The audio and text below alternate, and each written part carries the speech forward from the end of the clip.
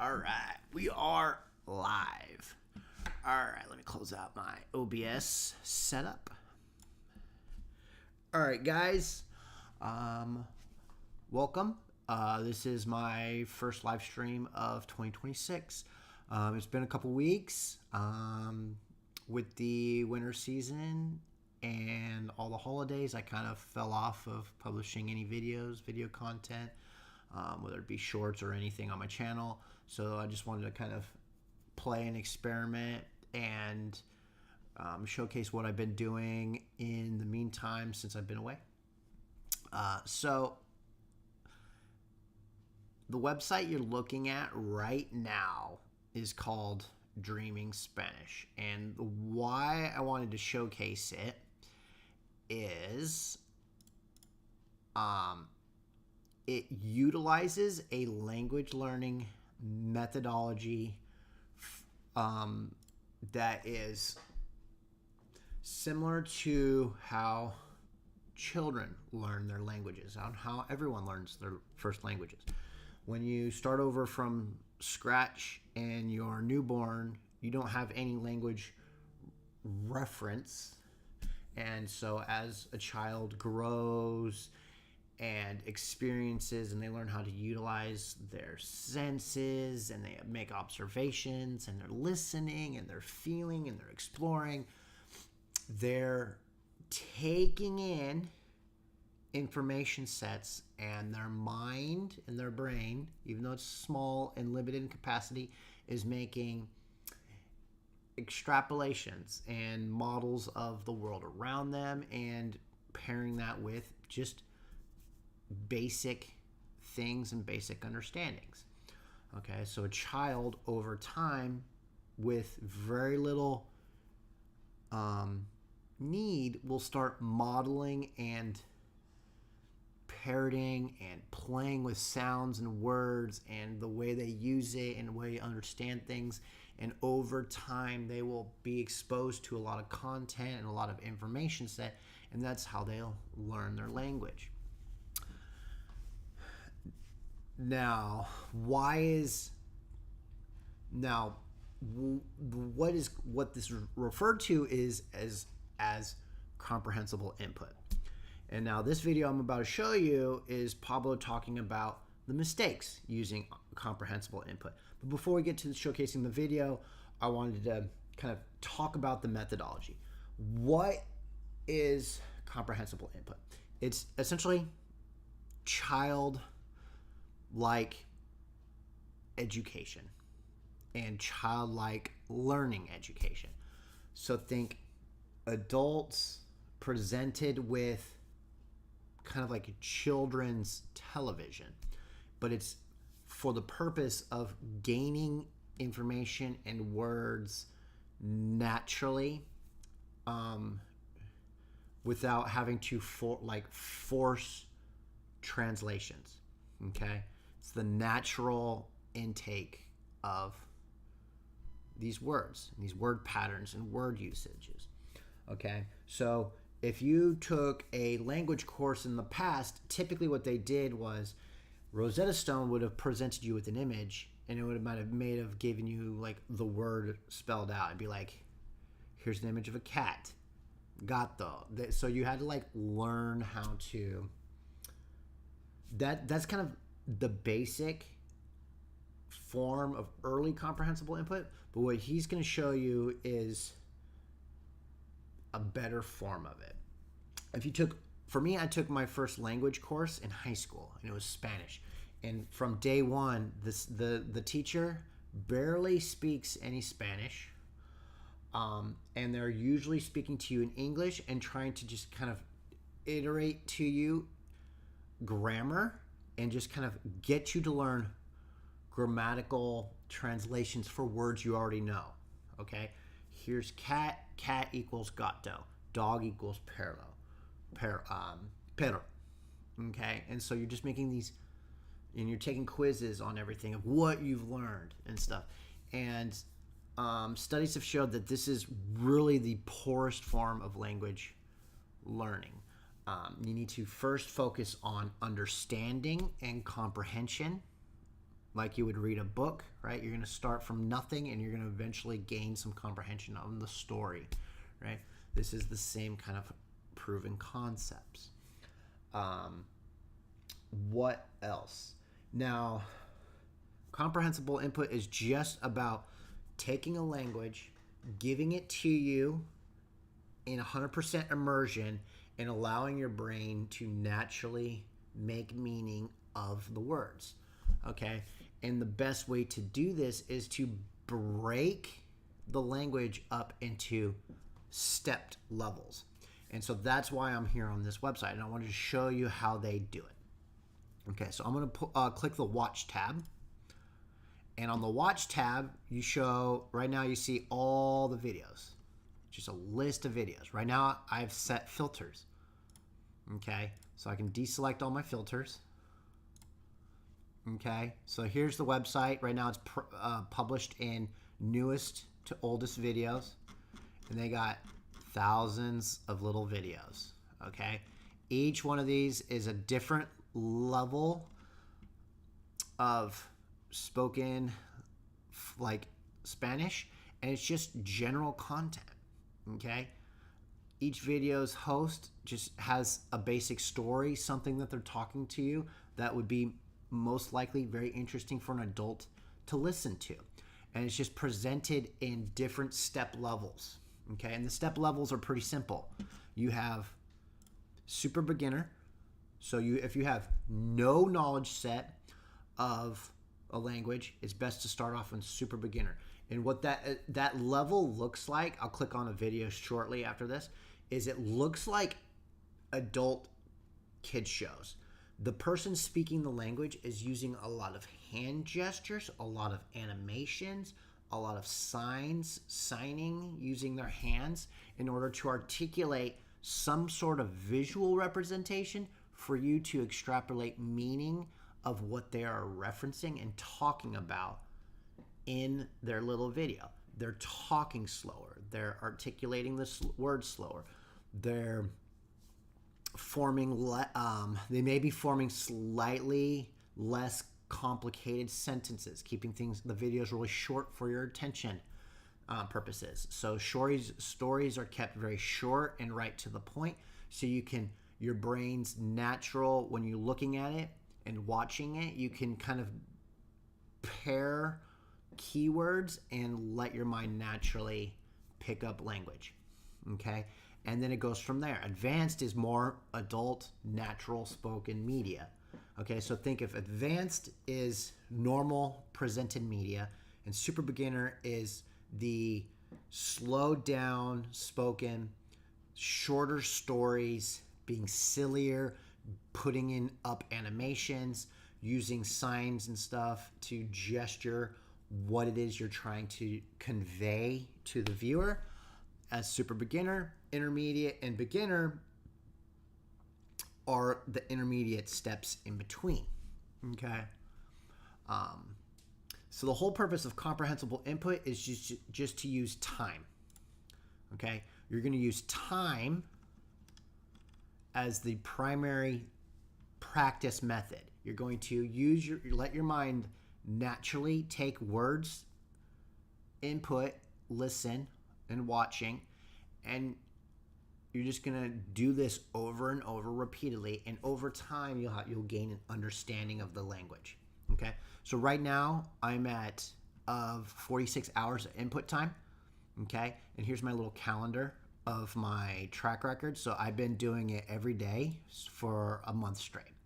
Okay, so here's when I first started. I tested out Dreaming Spanish, and it logs every minute of watch time. Today I have 103 watched minutes. Okay, and it's just logging it. And like a video game character progression, it's logging those minutes as experience, right? And it shows you what level of language progression you're at. So right now I'm at level 1 with Spanish.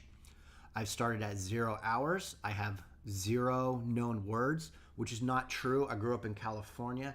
I'm very familiar with Spanish. There's a lot of Mexican speakers out here that speak Spanish.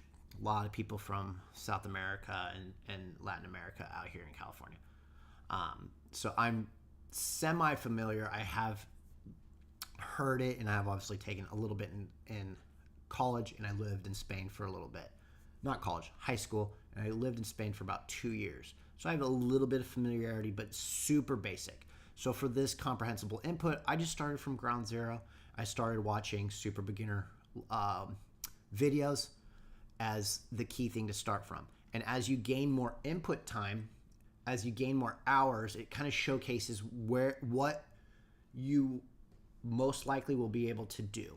So once I hit like 50-ish hours, it's showcasing that roughly my mind has roughly around 300 known new words in the new language, right? Now, I couldn't really tell you what that is, but it's actually rough about that, because I've noticed that watching these videos has actually become easier because a lot of the language, the words that I've learned. Okay, so the whole purpose of comprehensible input is listen and watch. Okay, and then over time you will slowly level up. For this website, the way they've broken it down is the final level is level 7, and you reach level 7 after 1,500 levels of listened and watch time. Okay, so I am really, really far away from that. And roughly after about 1,500 minutes of watch time, your mind roughly has about 12,000 plus known words is what they're articulating. Okay, so here's a little bit of statistics. Watch hours I've done in the last month, how many videos I've watched individually, how many days in a row I've practiced, which is cool. Hours just this month alone, 26 hours, weeks in a row, just gamifying the learning process right here. Okay, so watch. So here it is all scrambled, newest to oldest, bunch of videos. They have a count. And what I can do here is a couple key things. I have some various filters. Key filter that I pay attention to the most is my levels. Okay, so from starting on from 0, what I did was I started off at super beginner. And so from levels, I can select which particular level of videos I want to see. Okay, so here's all the counts. So I deselect all these, and now I'm only seeing the super beginner. And what I essentially did about a month ago was I would put it on sort by random, and I would just start clicking and watching away. And if it doesn't seem interesting to me, I would watch a different video type. Okay, and let me show you what this generally looks like. Pablo's really good at his videos. I'll showcase one of his super simple stuff. Hoy os voy a hablar de cosas que están calientes, calientes.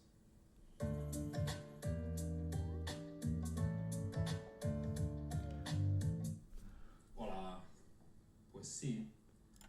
So take a look at what he's doing here. In super beginner mode, he's just in a room.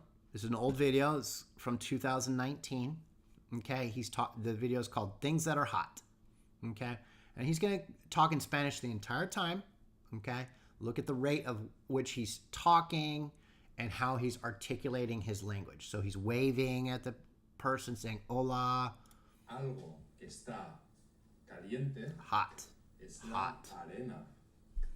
La arena en la playa. Now he has a whiteboard. En la playa, ¿no?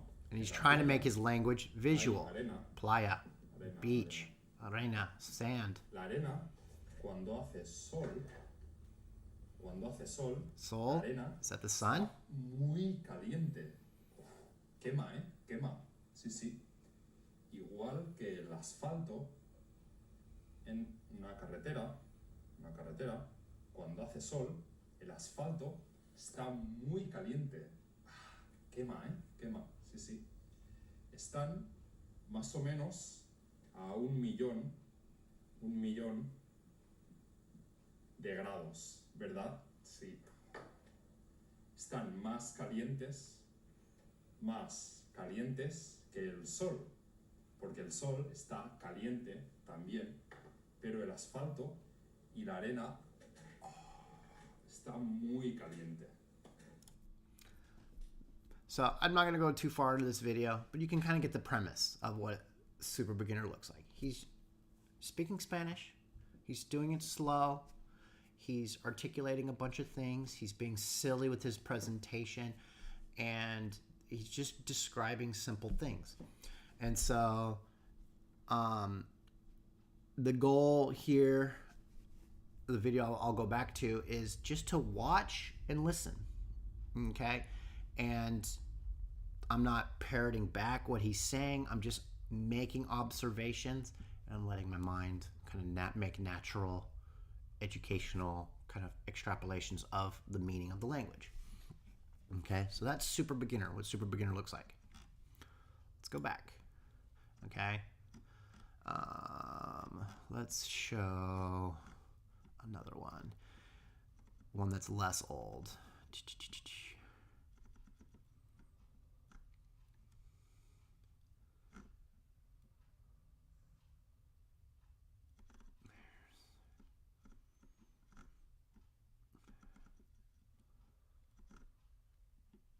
Let me see. He's since made some hires. Let me see. Lots of different content types. I want to try to find one of his newer ones. I'm going to take off the random. New. Okay. So, Christmas time.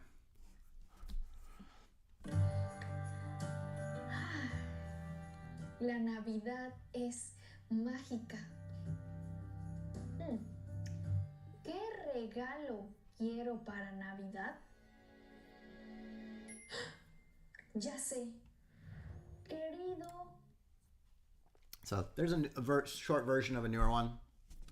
Shell is just talking about Christmas and it's going to tell a story, and they've made it very, very visual in the presentation. So when she's talking, those little keywords pop up, pop, pop, pop, pop. You have something visual to watch and glean from it. Versus if we click over to advanced, you're not going to have those same things. Click on advanced.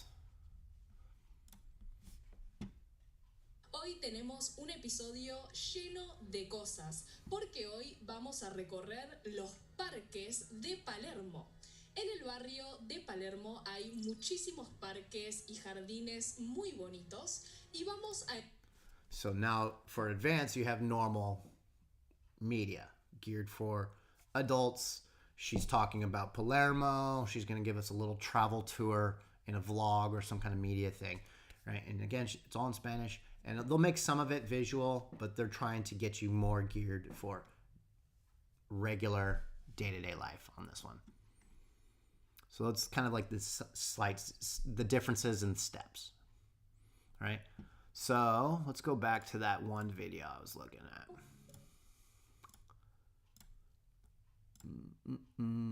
There we go. So we're going to watch Pablo's suggestion on mistakes when you're working on comprehensible input. Okay. And now I'm going to listen. It's been a minute since I've listened to this. It's been a couple weeks. So I'm going to follow along, and then I'm going to just give my notes. Tú quieres mejorar mejorar tu español. Hoy te voy a decir las cosas que no hacer y las cosas que sí hacer.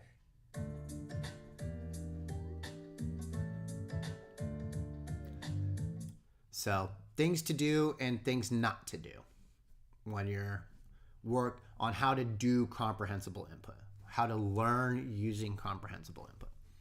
Cuando oigas una palabra, no tienes que repetirla, que decirla. No. Hay muchos tomates. Tomates. Los traen en camiones. Camiones. Esto es un camión. Camión. Y viene lleno de tomates. Tomates. Tomates.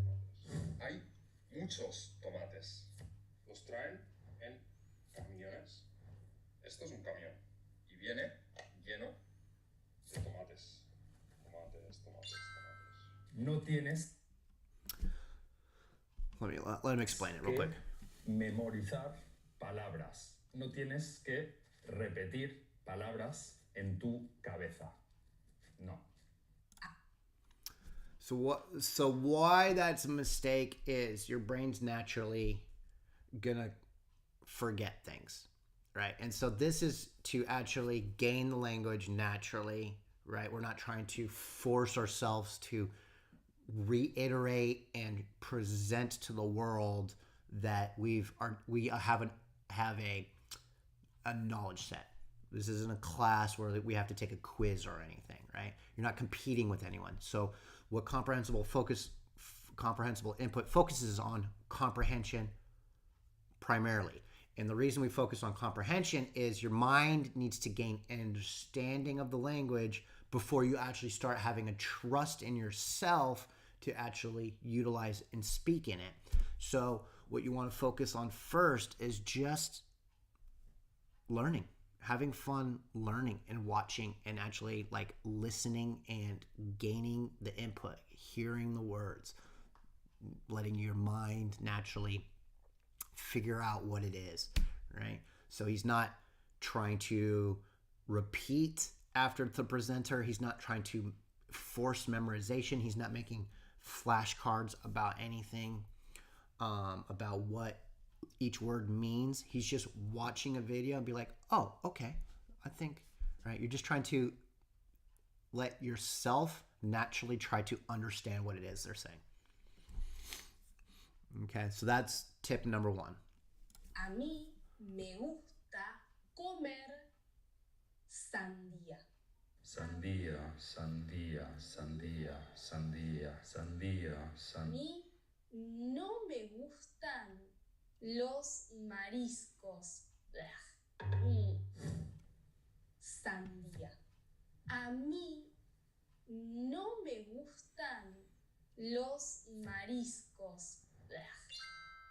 No tienes que traducir. Que traducir de español a inglés, de inglés a... Okay, so this is a slightly separate step. So the last little bit was him, instead of repeating, right, trying to make your mouth make the same sounds that the person's presenting. In his mind, he's trying to memorize the word. He heard a word and he's trying to, again, force memorization into it. Your brain's going to naturally forget some of it. This is why you spend a lot of focus on input hours, and naturally your brain's going to sponge in that information over time, not having to force it. So just listen and let it happen naturally. español. No, no, no. Hoy os voy a hablar de trampolines. ¿Trampolín? Oh, trampoline. Hoy os voy a hablar de trampolines. Sí. Y no os confundáis porque no tienes que... So that's one I struggle with. In that mistake, what he's doing is taking his known language and translating it to the unknown language. So he heard a word, saw it visually, and went, oh, that means this.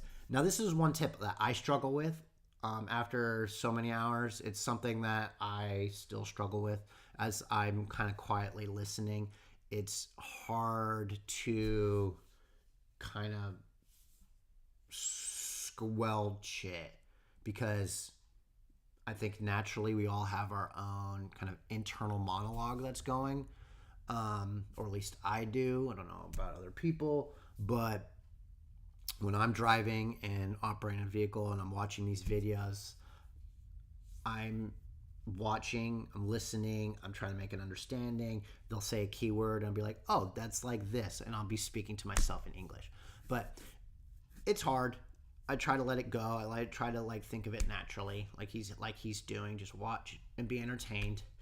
And what naturally starts happening is you'll start having Spanish sentences start running in your... When it's working, you'll start having Spanish sentences running through your mind. So you have a thought in the language that you're using as the input, which is a perfect sign that it's starting to actually work. Now, will you be able to speak to someone and utilize the words that you're thinking about?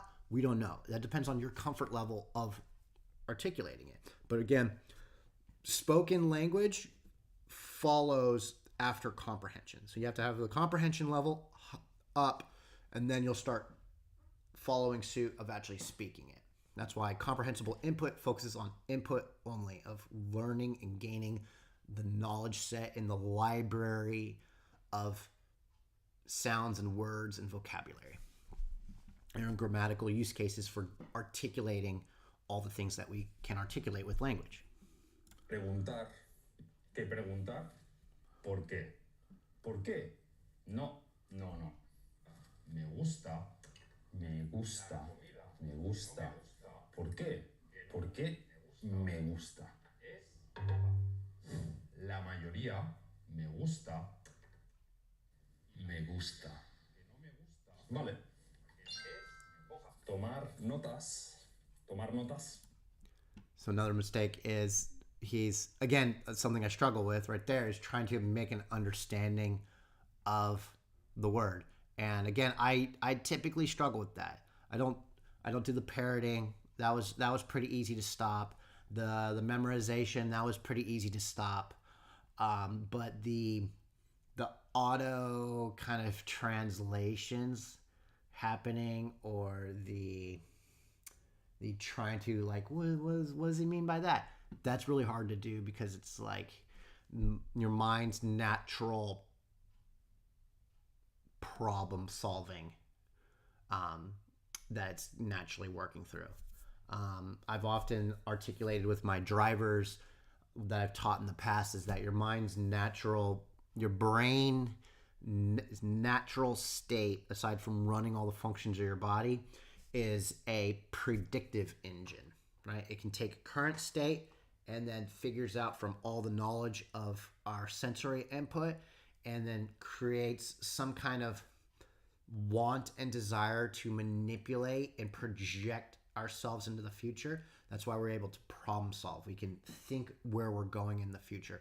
So a brain is perfectly suited for creating motion. I can see a pattern going, and I can automatically move to it just by seeing state, seeing a little bit of motion, and now with enough practice, react. Right? That's pattern recognition, problem solving, just learning and educating based off problems and building models that your mind naturally does. Right? You don't need to have no one really has to need formal education how to naturally do that. No, no tienes que tomar notas. Después tengo que cerrar las cortinas porque hay mucha luz. Luz. So again, this mistake is wasting time taking notes, right? Your brain, to some people this may be helpful, but for best practices, honestly, and ease of use of learning a language, just watching and letting yourself learn naturally has been the easiest and funnest and simplest thing to do and maintain. Like, why would I want a notebook of grammatical translations of all the words I've heard? Tengo que cerrar las cortinas porque hay mucha luz. No tienes que buscar palabras en el diccionario. No.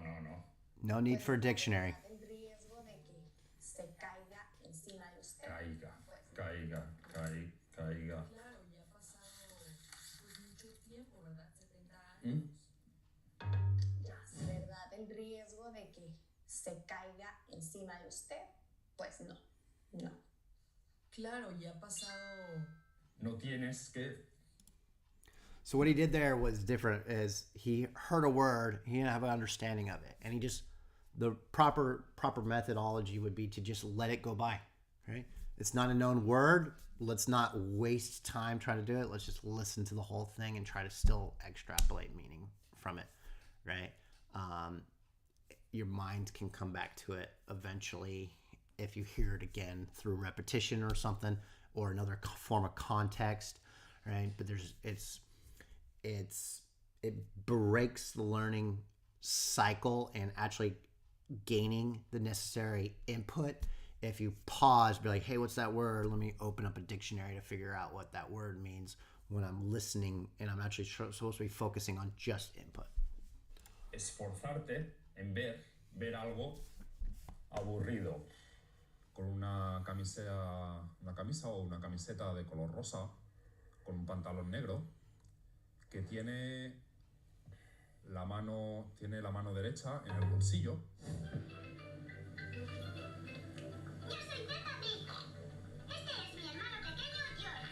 No tienes que ver vídeos que sean difíciles. ¡Qué difícil! No. Solamente te aceptan pesos mexicanos, pero están de que una botella de agua, $2 o 30 pesos, 35, algo así. Sí, yo estuve también ahí en un hotel, en un resort. El perro tira de la niña tira del niño, el niño tira de la mamá tira del papá, el papá. Y no tienes... So that, why I like this site so much is that mistake right there. It's an easy way for you to kind of shift gears and grow naturally. So there's no requirement for me to hit a level on my input time before jumping to a different video type. I can do it automatically whenever, and I don't have to watch the most advanced stuff. I could if I wanted to, but the tip that he's trying to articulate is, it's like, don't bother with the advanced stuff. If it's hard, stay with the simplest, easiest stuff, right? Best example of what I like to explain is oftentimes the best learning methodology is not to force yourself into the most extreme thing that you can do, right? What my children do when they learn to walk is oftentimes when they're making lots of mistakes, they're making lots of mistakes, but they're staying from their known most confident state, making very, very little micro adjustments. They never move past crazy drastically to go from 0 to 1,000,000 miles an hour. They always start on the most gradual incremental steps, and they get very, very confident in that most minute level before they start making another micro progression out. So that is what he's trying to kind of convey here, is with your input, you don't need to go to the most extreme thing. Watch videos that are from a very, very comfortable point, right? Now, I understand why he's suggesting it, okay, and why it's a mistake to do, right? It's just easier to learn from a comfortable state, and it's more fun, and you're going to stay with it, because the second it gets hard, you're going to wash away, right? Because you need to spend a lot of time in a state of gaining input, so why make it hard? So again, conveying back to this website, for the first, I think, two weeks. Yeah, first 2 weeks of me using Dreaming Spanish and Dreaming French, I did exactly that. Is when I saw this video, I'd be like, okay, yeah, that's easy. And so I just watched nothing. I filtered out every other video type that was beginner, intermediate, and advanced, right? Thousands of videos, I filtered it out, and I stuck to the super beginner wheelhouse, and I just randomized it. I watched all these videos, and I kept watching. Sometimes I would repeat over and watch them again. Every single time I came back to it, I got and gleaned a little bit something different the second time around from the video.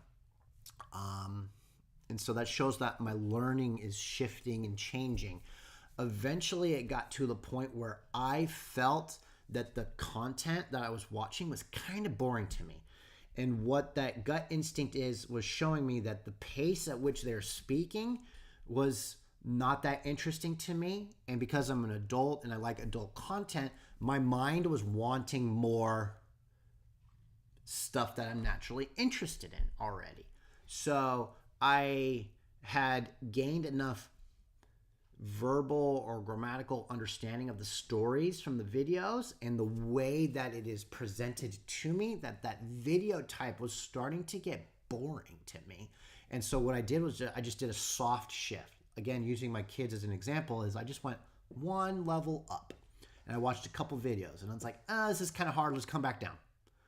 But then once Super Beginner got a little bit more comfortable, I tested it back at Beginner again. I was like, okay, this is a little bit better. We can live here for a while. Let's live here. And so that's what I did for the last 2 weeks. Is I've been living on beginner level. I would periodically go check into Super Beginner, and again, the videos were too easy. The person was talking too slow. The words I was already very familiar with, and so I was just letting my natural mind's interest and boredom of that current state. I was like, let's go back to beginner. And I lived there for a little bit. And I think today, maybe yesterday, I started testing out intermediate videos. Intermediate videos right now for me at the almost 50-hour mark is still kind of hard. I got a long way to go to get to the intermediate level of the comprehension. But I think I'm starting to kind of blur the lines where I'm kind of through beginner state for the comprehension and starting to kind of get curious on intermediate. Que ver vídeos con subtítulos. No. Yo soy Alma, soy española, de Granada, una ciudad al sur de España. Quiero contarte mi experiencia como au pair en el Reino. Entonces, ¿qué hacer? ¿Qué sí que tienes que hacer? Tienes que mirar. So what he was talking about there is don't worry about the subtitles. Reason behind it is again, focus on audio comprehension first, and again, utilize everything in steps. So if you want the most in your audio comprehension, the highest, okay? That's where most of your knowledge base is going to live, right? You can't grow past your audio comprehension of something being spoken to you. Your spoken comprehension will follow suit of that. Okay, so if you're at a higher upper level audio spoken comprehension, your verbal comprehension will be a step rung down from that, and your reading comprehension might be somewhere near it. I don't know necessarily from it, but it follows suit from audio comprehension. Okay, so reading. Think of kids when they go to school, when they're 5, when they first start learning to read. They can already talk before they can learn how to read. Okay? Again, reading follows suit of first comprehension and then spoken. I can talk to my girls at home all day long and they will follow my directives. Do I get anything spoken back to me? Very, very little. Okay, do they have an idea of how to read a book? None at all. They like following the pictures. They'll play with the pictures and they'll throw the books around, chuck them at each other. It's more of a toy to be slung around the house, dropped on the floor, banged, drawn on, torn up at this current point. But they're kind of starting to get curious. They're like, they've got to make all those pieces together. But I can talk to them, be like, hey, are you hungry? And I don't have to sign to them. And they'll have an understanding. They'll go running into the kitchen the second they're spoken to, right? They won't tell me yes, no. They'll just go, or something back, right? Really, really poured verbal back understanding capabilities, but good comprehension. Vídeos. Pero, y doctor, también me duele el culo. El culo. Y tienes que divertirte. Seguramente es cáncer de culo. Pero vamos a ver, ¿puede toser un poco?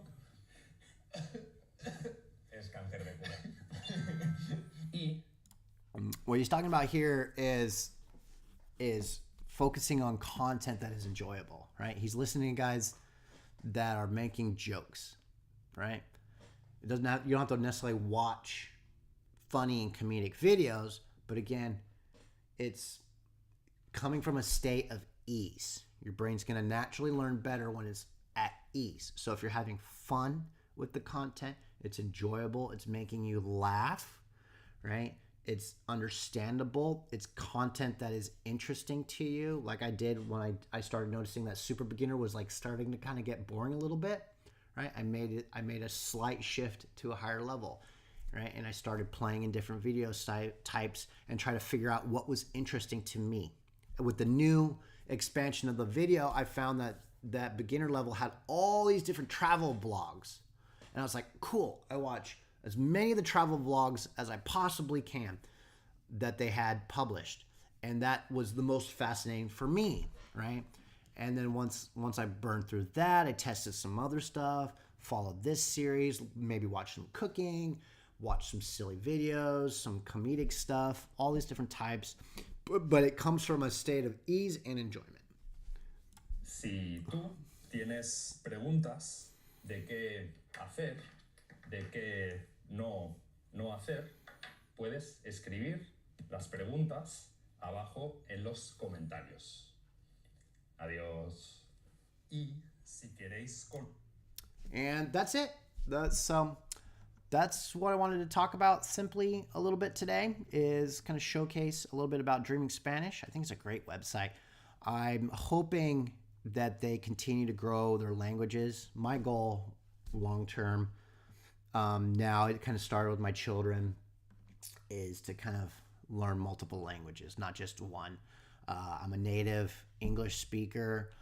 Ever since my first daughter was born, she was born with Down syndrome, and she has difficulty verbalizing things. So me and my wife, we started kind of sensing that she had really good comprehension, but due to her not necessarily lack of use of verbal and using words and stuff like that, it appeared to us that she just was really, really struggling with being able to talk due to kind of the muscular qualities of Down syndrome right here in the throat and jaw.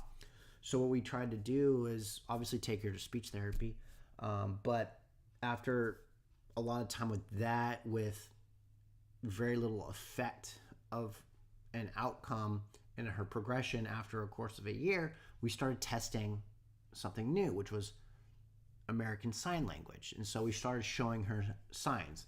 So you'll see me sign in my videos every once in a while because I'm started learning. And so when we started showing her signs, we discovered that she had really, really good expansive comprehensive knowledge. And this gave her a tool that was more inclined with her physical capabilities. And so she was able to tell us her needs. And so we got really excited and we started learning sign language. So that's where my essentially third language learning interest came from, is that need to educate her and help her develop and grow.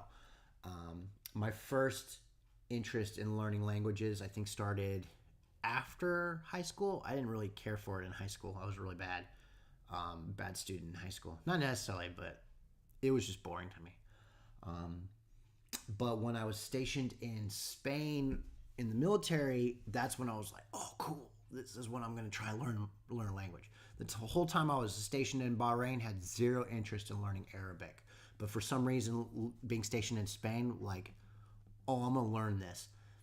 In the 2 years there, I spent very, very broken time. I learned a little bit of things here and there, but since being back in the States, a lot of my Spanish capacity never really went away. It went kind of dormant and kind of got sidelined for a while until my youngest daughter, I have 2 children, my youngest daughter started speaking Spanish because she was learning it in daycare.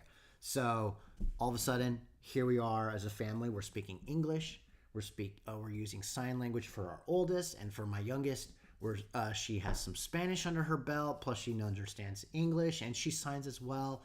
So I was like, "Are we a trilingual family?" And so that's when I started kind of being more curious on learning and teaching myself and growing with my Spanish again. And that's where I got introduced to Comprehensible Input and eventually onto this website and this methodology. And so far in the whole last month, I have loved it. My watch time has increased. My comprehension level has increased. I've had so much fun just watching videos in my free time instead of watching TV or YouTube videos or playing as much video games in my off time and my drives of kind of breaking away from the same podcasts I would listen to or the same media types. I would just start listening to content in either a new language, but it was too advanced at first. So someone said, well, Comprehensible Input didn't make sense to them and its ease of use and its benefit until they got on to Dreaming Spanish. And so that's where I found Dreaming Spanish, and I tested it out for myself, and it to me has worked wonders. I'm now really, really excited. And like I said, Comprehensible Input is very scarce right now. I think it's a new theory of learning languages. So there are some videos utilizing it on YouTube, but it's very scarce for the language, and especially for easy use. I feel like there's a lot of intermediate level stuff, but there's no beginner level stuff. And so this one, it was all inclusive, and plus it auto tracks, and it makes it a kind of, they have fun style content. Again, they're not focusing so heavy on grammar, right? They're just giving fun content for you to listen to and enjoy. That I subscribed, and I became a premium subscriber. And with that, I got Spanish and French. So as a premium subscriber with the $12 a month, you get 2 languages under their belt, and they track both, right? I'm not active in French as much as I am with Spanish, but once I get to a certain part in Spanish, I think I'll come back to French because they're both Latin-based languages, and I'll probably have an easier time picking up French once I'm at a certain point. I found that half splitting the languages drew my learning too thin, so I kind of dialed back to one new verbal language, one fluent language, and then one sign language. And so 3 focused educational kind of languages. And then once I get to kind of a more intermediate advanced level of the 2 new ones, my goal is to just kind of incrementally add some in over the course of my life. So I'll get to French eventually. I'm hoping with Dreaming Spanish, they've had Dreaming French live for I think about 6 months now. And I'm hoping over the course of their growth, I hope they keep this company, Pablo, I think is the owner of Dreaming Spanish, and he's grown it to Dreaming French. I hope they continue to grow and keep making hires. I would love to see I think this is called dreaming.com for a reason, is they're planning on growing multiple languages. So I think this will be a great hub for any and all languages to learn, where you just watch simple videos, you pick a language, you can bounce between multiples. It's all inclusive in one hub, and you could bounce. I'm hoping they get there, because I would love like Turkish and Portuguese, maybe a little bit of Italian, German, who knows? There's all kinds of interesting languages. I found that once you learn a new language, kind of like the world expands for you, not just staying in your little bubble. So that's what I'm excited about. I hope you enjoyed this live stream. Thanks for following along, guys. And I'm going to close it out here. Later. Ciao.